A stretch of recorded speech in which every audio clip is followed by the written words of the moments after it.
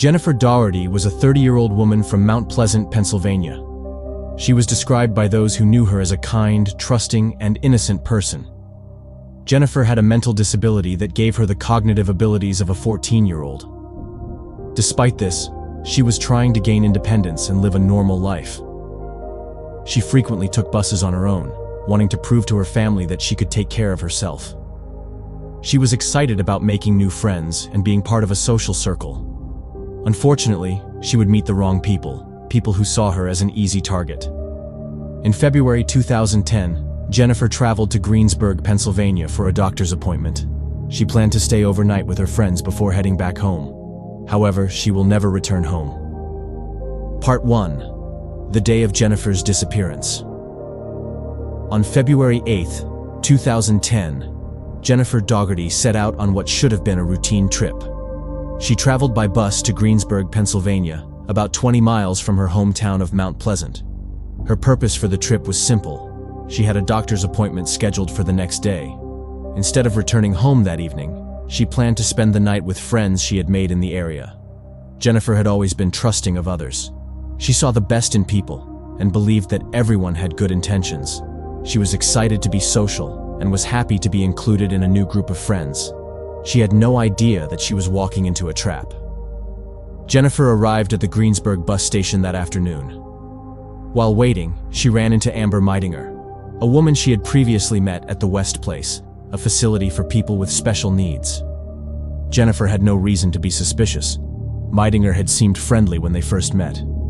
But Meidinger was not alone. She was with her boyfriend, Melvin Knight, as well as another man, Ricky Smearns, and 3 other individuals. Angela Marinucci, Ricky Smearns' 17-year-old girlfriend, Peggy Miller, Robert Masters. This was the group that would later become infamously known as the Greensburg Six. Jennifer was so happy to see familiar faces.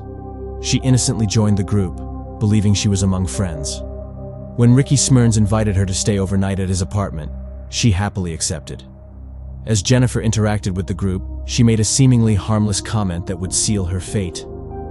She told Amber Meidinger that she liked Ricky Smearns and even thought they might get married someday. Unfortunately, Angela Marinucci, Ricky's jealous and possessive girlfriend, overheard everything. Angela was only 17 years old, but she was obsessively controlling over Ricky. She was already furious that Jennifer had come to stay with them, but hearing Jennifer say she had romantic feelings for Ricky pushed her into a rage. Later that night, Angela made a phone call to Ricky Smearns. Her words were very disturbing. "You better not be with that bitch." This one moment, Jennifer's innocent remark and Angela's jealousy, was the catalyst that set everything into motion. What started as a casual night among friends would quickly spiral into 3 days of pure horror for Jennifer Daugherty. After the phone call, Angela became increasingly aggressive toward Jennifer. Ricky Smearns, always eager to control and manipulate, played along with Angela's rage. The rest of the group, instead of protecting Jennifer, went along with the abuse. Jennifer had no way of knowing that she was now a prisoner in the apartment. The abuse would begin immediately. Part 2. Background of the perpetrators. The 6 people responsible for Jennifer Daugherty's murder became known as the Greensburg Six. Each played a role in the events leading to her death, though some were more violent than others. Ricky Smearns, 25, was the group's leader, using manipulation and control to dominate those around him. With a history of criminal behavior and instability, he had spent much of his life in foster care, juvenile facilities, and prison. His ability to exploit weaknesses made him the leader, especially among the younger members who needed his approval. Angela Marinucci, 17, was the youngest and deeply in love with Smearns. After suffering a head injury at 15, her family claimed she changed drastically. She had no prior criminal record, but was emotionally driven and fiercely loyal to Smearns. Melvin Knight, 20, had a troubled childhood and struggled with anger and impulse control. He met Smearns in jail and quickly became one of his followers. His relationship with Amber Meidinger gave him stability, but his loyalty remained with Smearns. Amber Meidinger, 20, was Knight's pregnant girlfriend, completely dependent on him. Coming from a life of instability, she saw Knight as her protector and was easily influenced by those around her, caught between self-preservation and group loyalty. Peggy Miller, 27, had no prior violent history and was not a dominant personality. She lived with Smyrns and blended into the group rather than standing out, yet her passivity kept her involved. Robert Masters Jr., 36, was the oldest in the group. While he did not lead or take direct action, he was deeply involved in their activities, his silence making him complicit.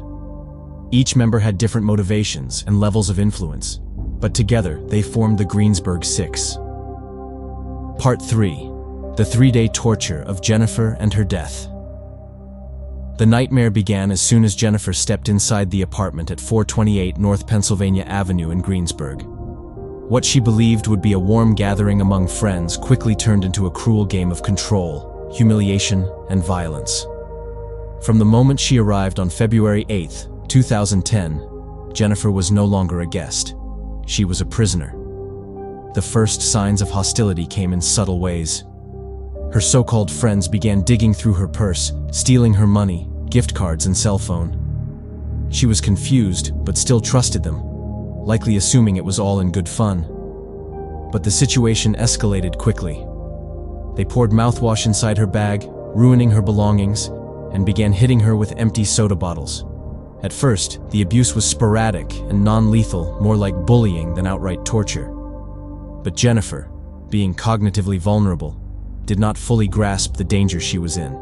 She likely thought this was some cruel prank, unaware that these people had no intention of letting her leave alive. By the second day, the physical attacks intensified. While Jennifer showered, Ricky Smyrns called Angela Marinucci and told her that Jennifer had made advances toward him the night before. Angela, already consumed with jealousy, reacted with pure rage. When she arrived at the apartment, she stormed into the bathroom where Jennifer was drying off. Angela shoved her into a metal towel rack, striking her head against it multiple times. Jennifer, confused and terrified, denied being interested in Ricky. That denial only made things worse. Amber Meidinger joined in, pushing her into the rack again and again. The group's violence escalated into a full-scale torment session. Jennifer was dragged into the living room, still wet from the shower as they dumped oatmeal and spices over her head. She was forced to strip naked while they mocked her, laughing at her body as they cut off chunks of her hair. Instead of helping her, they handed her a broom and forced her to clean up her own hair from the floor, humiliating her in a way that was both psychological and physical. By then, the realization must have set in. This was not just a joke, and she was not going to be allowed to leave. As the hours passed, the group began dehumanizing Jennifer in unimaginable ways. She was bound with Christmas lights and gagged as they took turns beating her with a metal towel rack and crutches. Her face was smeared with nail polish, and they poured urine, feces, water, and detergent over her head. At some point, Melvin Knight took the abuse to a new level when he dragged Jennifer to the bedroom and sexually assaulted her. The others stood by, allowing it to happen, showing no sign of hesitation. When night fell, Jennifer remained tied up and alone while the group decided to take a break from their game. They left the apartment, giving instructions to Peggy Miller and Robert Masters to make sure she didn't escape. But Jennifer saw her opportunity. She tried to flee, hoping to get help, but she was immediately caught. When the group returned and discovered what had happened, they responded with even more violence. This time, they drugged her with pills to ensure that she wouldn't have the strength to resist again. By the third day, the torture had become methodical. It was no longer a spontaneous act of cruelty. It was a ritual, a game that they all took part in with enthusiasm. They laughed at her suffering, treating her pain as entertainment. At one point, Amber Meidinger forced Jennifer to drink a cup of Angela Marinucci's urine. When Jennifer gagged and vomited into the toilet, they did it again, this time adding feces to the mixture. When she tried to refuse, Meidinger beat her over the head with a metal towel rack until she complied. Jennifer, completely broken at this point, could do nothing but obey. By then, the group knew they couldn't let Jennifer leave. She had seen too much, and she had suffered too much. There was no turning back. That morning, Angela accused Jennifer of attacking her, falsely claiming that Jennifer had killed her baby by kneeing her in the stomach. It was a complete fabrication, but it gave the group an excuse to escalate things further. Ricky Smyrns, ever the manipulator, called for a family meeting, gathering the group together to vote on whether or not Jennifer should be killed. By then, Jennifer was barely able to stand. She had been beaten, raped, and drugged for nearly 3 days. The group unanimously voted to kill her. Jennifer was dragged into the bathroom. They forced her to write a fake suicide note, claiming she had taken her own life. The words on the note were dictated to her by the very people who were about to take her life. When she was done, Melvin Knight grabbed a steak knife. Looking down at her, he asked if she was ready to die. Before Jennifer could even respond, he stabbed her multiple times in the chest and throat. She collapsed to the ground, gasping for air.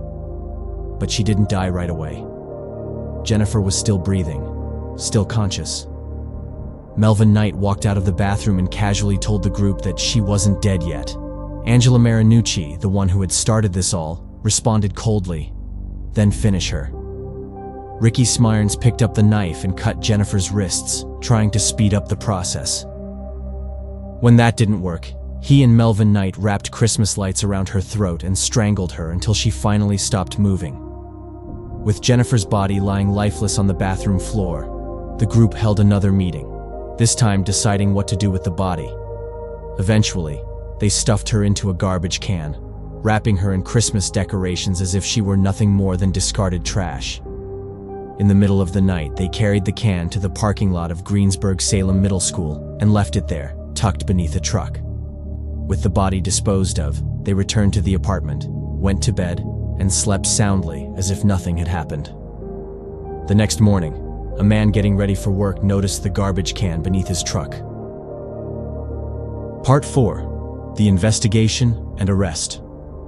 Jennifer Daugherty's body was discovered on the morning of February 11, 2010, when a maintenance worker at Greensburg-Salem Middle School noticed a large trash can tucked under a truck in the school's parking lot. At first, it seemed like ordinary discarded waste, but as he tried to move it, he felt an unexpected weight inside. When he pried open the lid, he was met with an image so disturbing that he immediately staggered back in horror. Inside the can, wrapped in Christmas decorations and plastic, was the lifeless body of a young woman. Her hair had been crudely chopped, her face was covered in nail polish, and she was attached with Christmas lights. Her clothes were missing, except for a pair of jeans stained with blood. He immediately called 911. Within minutes, police arrived at the scene. The garbage can, still containing Jennifer's remains, was carefully transported to the Westmoreland County Coroner's Office, where forensic pathologist Dr. Cyril Wecht conducted the autopsy. The examination revealed the extent of Jennifer's suffering. Multiple stab wounds to her chest and neck had punctured her heart and left lung, causing severe hemorrhaging. Additional abrasions, bruises, and contusions covered her body, confirming she had been beaten for hours before her death. High levels of prescription medication were found in her system, evidence that she had been drugged repeatedly. The Christmas lights wound around her neck suggested she had been strangled as a final act of murder. The level of cruelty was almost incomprehensible. Meanwhile, detectives worked to identify the victim. Inside the trash can, they found a handwritten note. It was a suicide letter, supposedly written by Jennifer herself. The wording was suspiciously unnatural, and the style seemed inconsistent with someone in distress. It didn't take long for investigators to confirm that the note had been dictated to Jennifer by her killers. Running her fingerprints through their system, police were able to identify her as Jennifer Lee Daugherty, a 30-year-old woman from Mount Pleasant, Pennsylvania. They immediately contacted her family, who had reported her missing the day before. As investigators retraced Jennifer's last known whereabouts, they learned that she had been staying with a group of friends at an apartment in Greensburg. That apartment, located at 428 North Pennsylvania Avenue, quickly became the main point of the investigation.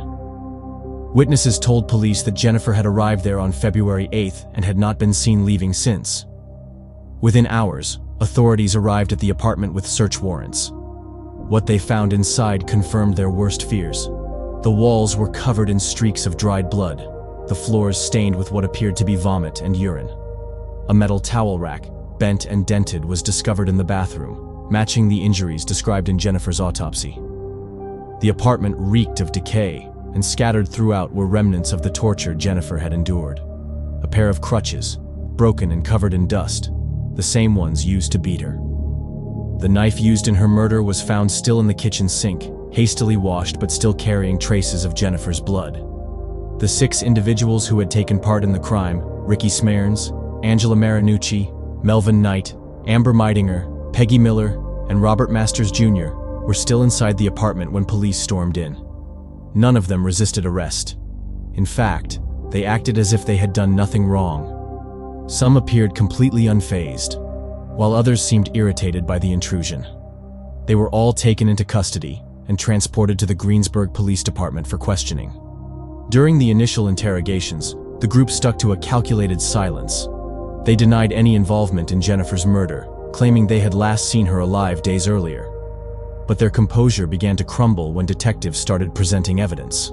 The most significant breakthrough came when police confronted them with Jennifer's own words. In the apartment, investigators had found Jennifer's journal, where she had written about her excitement to see her friends in Greensburg. One by one, their stories began to unravel. The first to break was Amber Meidinger. She was pregnant at the time of her arrest, and facing the possibility of a death sentence seemed to push her over the edge. She agreed to cooperate with police, providing a full confession in exchange for a reduced sentence. What she described was beyond disturbing. She detailed the 3 days of torture, revealing the sadistic nature of each participant and describing how Ricky Smearns had called multiple family meetings to vote on whether Jennifer should live or die. She recounted how Jennifer had been beaten, humiliated, and drugged before being stabbed to death. Following Meidinger's confession, the rest of the group began to turn on each other. Melvin Knight admitted to stabbing Jennifer, but claimed it was under pressure from Smearns. Angela Marinucci showed no remorse, instead complaining that the others had done a sloppy job covering up the crime.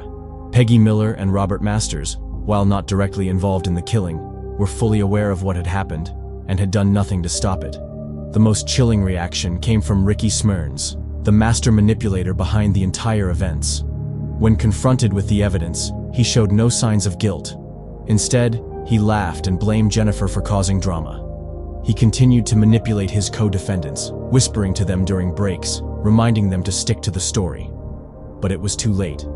The evidence was overwhelming, and within days, all 6 were formally charged with homicide, kidnapping, conspiracy, and abuse of a corpse. The prosecution announced their intent to seek the death penalty for Ricky Smearns, Melvin Knight, and Amber Meidinger. In the months following their arrests, the court proceedings would reveal even more disturbing details, including jailhouse recordings of the killers mocking Jennifer and bragging about their crimes. Part 5. The Trial of the Monsters. The trials of the Greensburg Six became one of Pennsylvania's longest and most disturbing criminal proceedings. Despite overwhelming evidence, including confessions, forensic proof, and witness testimony, the legal battles stretched over 12 years, with each defendant attempting to avoid full responsibility for Jennifer Daugherty's murder. The Westmoreland County District Attorney's Office sought the death penalty for Ricky Smearns, Melvin Knight, and Amber Meidinger, citing the extreme brutality and premeditation of the crime. However, legal complications arose when it was determined that Angela Marinucci, only 17 at the time, was ineligible for the death penalty under Pennsylvania law. Many believed she was the instigator, as she had incited the violence out of jealousy and showed no remorse. To secure convictions, Peggy Miller and Robert Masters accepted plea deals. Though they were not directly involved in Jennifer's murder, they had participated in her captivity and torture. In exchange for their testimony against the others, they avoided the death penalty but received long prison sentences. The first trial was for Melvin Knight, who had personally stabbed Jennifer to death. He pleaded guilty, hoping for life in prison instead of execution, but the jury was unmoved. His lack of remorse and active role in the killing led to a death sentence on August 30th, 2012. Knight's appeals, claiming intellectual disability and coercion, were repeatedly denied, and in 2019, the Pennsylvania Supreme Court upheld his sentence. He remains on death row at SCI Phoenix. Next was Ricky Smearns, the group's leader. Unlike Knight, who accepted some responsibility, Smearns mocked the legal process and attempted to manipulate the court, as he had manipulated his group. The prosecution painted him as the mastermind, calling family meetings to vote on Jennifer's fate and ultimately ordering her death. His defense argued that he had a long history of mental illness and childhood trauma, but the jury was very not receptive to his complicated life. On February 28, 2013, he was sentenced to death. He remains on death row at SCI Phoenix, with multiple appeals denied. Angela Marinucci was convicted of first-degree murder and sentenced to life in prison without parole in 2011. However, Supreme Court rulings later forced a review of juvenile life sentences. In 2022, she was sentenced to 60 years to life, making her eligible for parole in 2070. She is currently held at SCI Cambridge Springs. Amber Meidinger initially faced the death penalty, but secured a plea deal by testifying against the others. In 2013, she pleaded guilty to third-degree murder, kidnapping and conspiracy, receiving 40 to 80 years in prison. In 2019, she unsuccessfully sought early release and remains incarcerated at SCI Muncie. Peggy Miller was sentenced to 35 to 74 years, while Robert Masters, who played the smallest role, received 30 to 70 years. Both remain in prison, Miller at SCI Muncie and Masters at SCI Green.